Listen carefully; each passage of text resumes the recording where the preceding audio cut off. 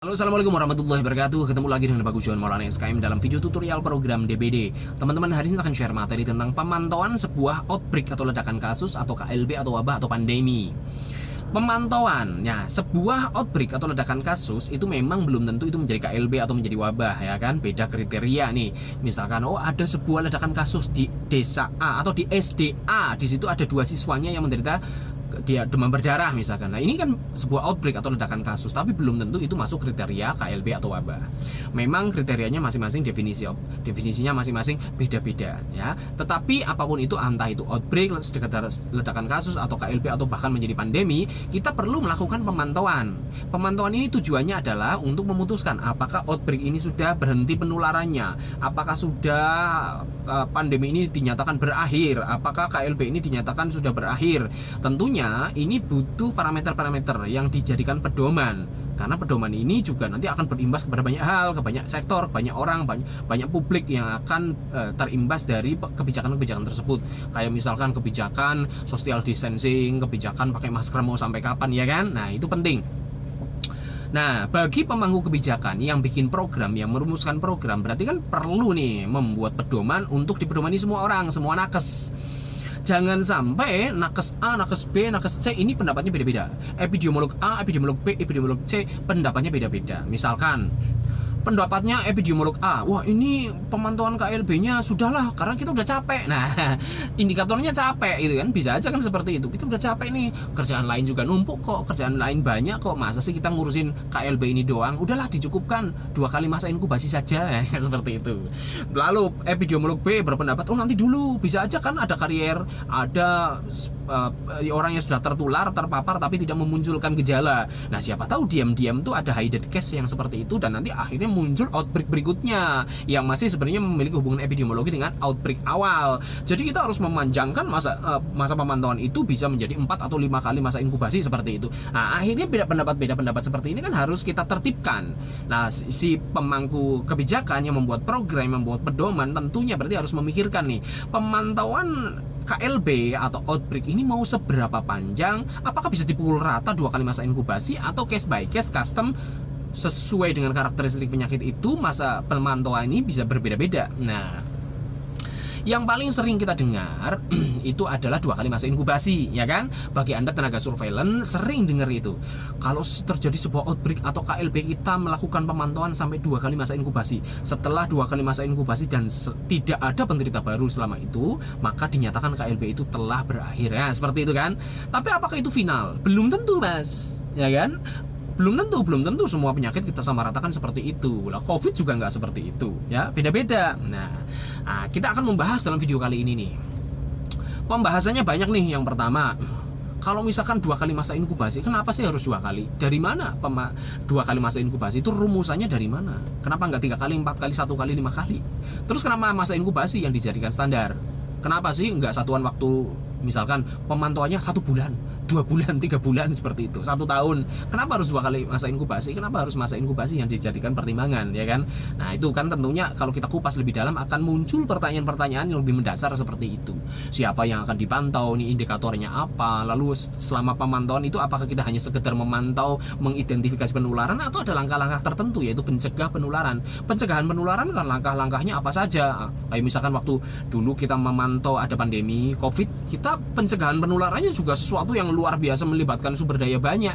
Ada social distancing, pembatasan bepergian, ya kan, harus pakai masker, harus cuci tangan dan sebagainya. Banyak sekali implikasinya dari aturan pemantauan sebuah KLB atau wabah gitu. Makanya sebagai pemangku kebijakan, membuat program ini benar-benar harus memperhatikan semua ini. Oke, karena aturan atau pedoman yang dibikin ini akan luas dampaknya. Sekarang kita bahas satu persatu ya. Dari mulai pemantauan, seberapa lama ini kita melakukan masa pemantauan sebuah KLB atau wabah. 2 kali masa inkubasi itu tidak final, Mas. Tidak final, tidak semua KLB kita samaratakan 2 kali masa inkubasi. Kan? Dari mana sih munculnya 2 kali masa inkubasi dan sebagainya? Tentunya karena ini tadi saya balik lagi, ini adalah kewajiban bagi pemangku kebijakan membuat sebuah pedoman, maka pasti melibatkan banyak pertimbangan dan pasti juga melibatkan subjektivitas, gitu loh. Subjektivitas si pemangku kebijakan yang memutuskan udahlah sekian aja gitu loh, udahlah 2 kali masa inkubasi aja, udahlah 1 bulan aja pemantauannya. Nah itu kan berarti sebuah konstruksi produk hukum berupa pedoman ini ya memang diambil keputusan oleh pemangku kebijakan tersebut gitu loh. Jadi melibatkan faktor subjektivitas manusia juga, entah itu individu, entah itu sebuah kelompok yang telah berdiskusi lalu pemufakatannya seperti apa, seperti itu, apakah suara terbanyak dan sebagainya. Semuanya melibatkan subjektivitas, ingat itu ya mas. Gitu. 2 kali masa inkubasi tadi saya katakan 2 kali, apakah iya harus 2 kali? Belum tentu mas. 2 kali, ada yang 1 kali, ada yang 3 kali, itu masing-masing case by case, masing-masing penyakit beda-beda treatmentnya. Ada yang 2 kali masa inkubasi dianggapnya cukup karena masa inkubasi pertama sudah tidak ada penderita tambahan. Lalu kenapa sih harus ada masa inkubasi kedua? Ya ini kita longgarkan lah. Nah pertimbangannya bisa aja seperti itu, kita longgarkan. Siapa tahu di masa inkubasi yang kedua nanti muncul ada, misalkan di masa inkubasi yang pertama ini ada karier, ya kan, penderita A menular ke karier 1. Karier itu kan berarti sudah terpapar, tertular tapi tidak memunculkan gejala. Nah kita memberlakukan 2 kali masa inkubasi itu berarti masih memberikan toleransi. Siapa tahu ada kasus yang tersembunyi, kasus yang hidden case seperti itu ke karier, dia tidak memunculkan gejala, nanti karier 1 ini baru menularkan ke penderita B yang muncul gejalanya pada masa inkubasi yang kedua. Nah seperti itu loh. Nah makanya si pemangku kebijakan udahlah 2 kali masa inkubasi, siapa tahu nanti munculnya di masa inkubasi yang kedua. Atau si karier ini nggak jadi karier, dia sebenarnya akan memunculkan gejala, tetapi memunculkan gejalanya itu nanti di masa inkubasi yang kedua. Jadi dia bukan karier statusnya, dia memang akan menjadi penderita, tetapi muncul gejalanya nanti-nantinan gitu kan. Karena masa inkubasi setiap orang juga beda-beda, ya kan. Contohnya DBD masa inkubasinya kan 3-14 hari. Bisa aja muncul gejalanya itu di 3 hari, bisa aja muncul gejalanya di 14 hari, ya kan. Bisa aja nanti sudah masa inkubasinya lewat, masa inkubasi rata-rata yang 7 hari atau yang 1 minggu ini lewat, baru muncul gejalanya ini. Karena masa inkubasi itu range-nya kan sebenarnya panjang. Maka pemangku kebijakan memutuskan yaudah 2 kali masa inkubasi aja untuk DBD, kan seperti itu. Nah jadi pertimbangannya banyak ya, masing-masing itu beda. Masing-masing itu juga masa inkubasinya tadi saya katakan beda-beda. Lah masa inkubasi mana yang akan diambil? Misalkan, kenapa DBD ngambilnya seminggu atau 7 hari? Padahal tadi range-nya masa inkubasi ada kasus yang 3 hari sudah muncul gejala, ada yang 14 hari. Nah ini 7 hari muncul dari mana? Nah masing-masing case by case, masing-masing penyakit itu juga beda-beda. Ada yang mengambil udahlah kita cari tengahnya saja. Misalkan antara 3-14 berarti kan munculnya adalah 8,5 hari. Ada yang jangan pakai angka tengahnya dong, tetapi menggunakan kasus yang paling banyak muncul gejalanya adalah kebanyakan hari keberapa, seperti itu. Ada yang pakai min, ada yang pakai modus gitu kan, ada yang pakai median, seperti itulah. Ini masing-masing juga beda-beda. Kembali lagi tadi subjektivitas pemangku kebijakan terlibat di situ, yang mengambil keputusan ya sudahlah ini saja. Nah jadi dasar dari 2 kali masa inkubasi itu juga sebuah subjektivitas juga, subjektivitas yang sudah mempertimbangkan banyak objektivitas seperti itu. Ya terus lagi tadi karier gimana nih? Karier kan bisa aja kan sebenarnya dari penderita A menularkan ke karier 1.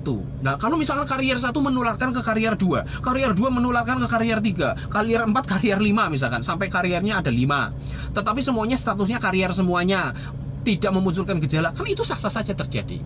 Baru dari karier 5 menularkan ke penderita B. Nah, akhirnya antara penderita A dan penderita B ini masa inkubasinya panjang sekali. Itu kan sah-sah saja terjadi. Sebuah penyakit tidak memunculkan gejalanya dari karier ke karier ke karier ke karier ke karier seperti itu dalam waktu yang lama. Dia tersembunyi dari permukaan, tidak muncul. Kita sudah menganggapnya oh ini KLB sudah terputus, ini wabahnya sudah nggak ada. Ternyata selama ini dari karier ke karier berpindah, akhirnya muncullah outbreak lagi, muncullah kasus lagi yang sebenarnya ini memiliki hubungan epidemiologi tapi terkesan tidak ada hubungan epidemiologi karena saking panjangnya jarak waktu munculnya gejala antara penderita A dan penderita B. Itu sah-sah saja terjadi. Nah itu tulisannya gimana nih kalau seperti itu? Nah bayangin kalau semua penyakit kita perlakukan seperti itu, lah masa pemantauannya bisa panjang sekali. Ya kan? Lagi-lagi efisiensi juga menjadikan sebuah pertimbangan bagi pemangku kebijakan untuk memutuskan, untuk membuat pedoman ini masa pemantauannya seberapa lama. Kalau semua penyakit diperlakukan seperti itulah, kita bekerja dalam ketidakpastian. Kenapa disebut ketidakpastian? Ya karena karier nggak kelihatan, ya kan, tidak muncul gejala. Nah, semuanya tersembunyi. Lah ini mau seberapa karier nih, mau berapa kali masa inkubasi kita melakukan pemantauan.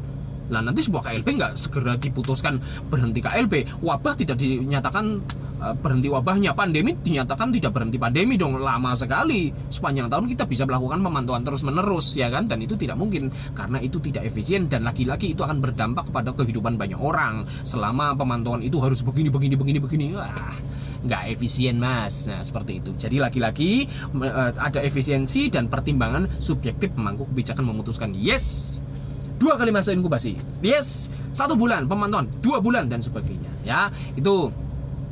Jadi pengamatan juga seperti itu, karier itu juga menjadi pertimbangan seperti itu. Nah, selain itu misalkan ada juga pertimbangan virulensinya. Nah, misalkan gini, tadi kan kita mau ngitung nih, DBD 2 kali masa inkubasi, 2 kali masa inkubasi dihitungnya dari mana?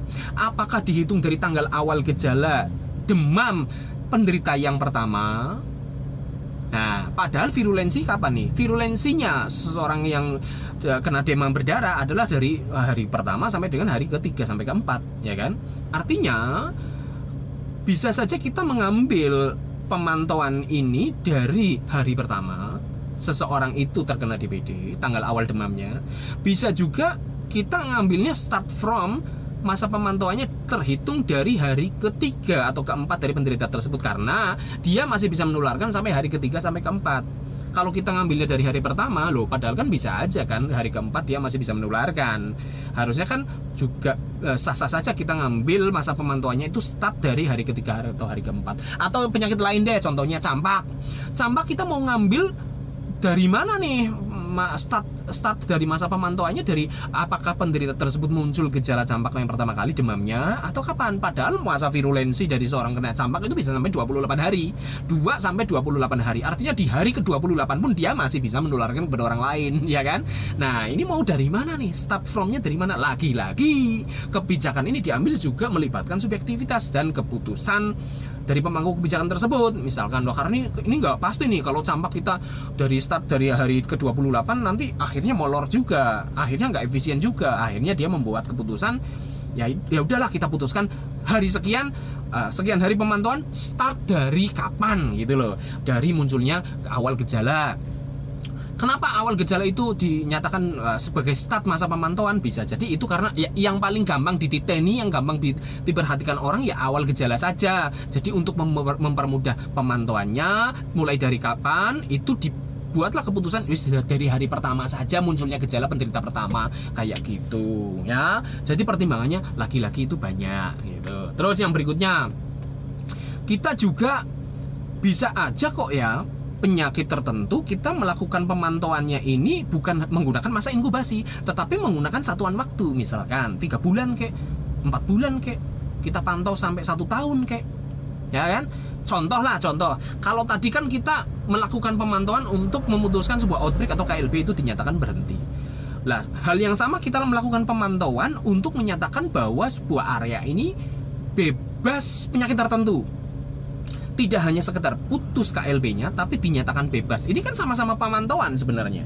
Sama-sama melihat apakah potensi akan munculnya penyakit tersebut lagi di kemudian hari atau tidak. Jadi intinya pemantauan ini hakikatnya sama. Misalkan nih, eradikasi kemarin lah, Frambusia yang barusan saya jalani kemarin. Itu dilakukan pemantauan sampai seberapa lama, ya kan?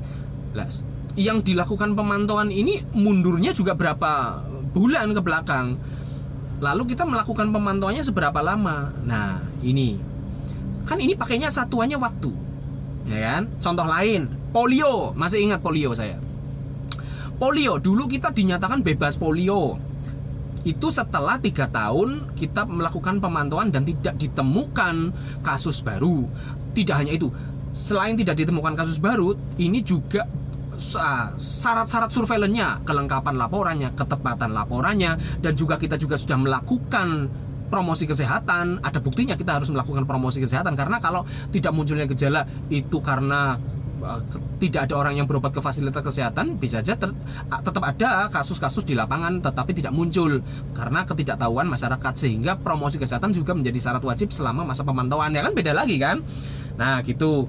Terus selama 3 tahun itu juga kita harus melakukan screening, kita harus melakukan tetap memeriksa suspek-suspek yang lumpuh layuh kan, saat itu seperti itu kan, pemeriksaan AFP yang lumpuh layuh semuanya diambil sampelnya, fesesnya, dan dibuktikan bahwa suspek ini atau AFP ini bukan karena polio tapi hanya karena penyakit yang lain, diagnosa banding yang lain. Nah ini berarti kan tidak menggunakan masa inkubasi tetapi menggunakan satuan waktu 3 tahun kayak 5 tahun kayak dan sebagainya, dan lagi-lagi keputusan ini juga subjektivitas dari pemangku kebijakan. Seperti itu loh mas. Jadi nggak mesti menggunakan masa inkubasi mas. Itu lagi-lagi pertimbangannya juga banyak. Yang berikutnya, pertimbangan bagi pemangku kebijakan untuk memutuskan masa pemantauannya itu seperti apa juga melibatkan sumber daya yang lain gitu loh. Seperti tadi di awal saya bilang, selama kita memantau, apa iya kita hanya nunggu, apakah ngapain? Kita kan tidak hanya nunggu juga dalam penyakit-penyakit tertentu. Kita juga melakukan screening, kita juga aktif melakukan pencegahan penularan, ya kan? Bayangin nih, kalau selama menunggu pandemi COVID contohnya, masa pemantauan pandemi COVID, kita melakukan tidak hanya memantau, tidak hanya menunggu kasus baru, tapi kan kita juga cukup dibuat repot dan kewalahan. Dampaknya juga sampai ke perekonomian, finansial keluarga, bahkan pertahanan ekonomi sebuah negara itu juga terlibat. Selama masa pemantauan COVID, si penderita juga harus diisolasi. Nah loh, di karantina. Lah ini siapa yang tanggung jawab selama karantina, selama diisolasi? Makannya siapa yang nyuplai? Ya kan?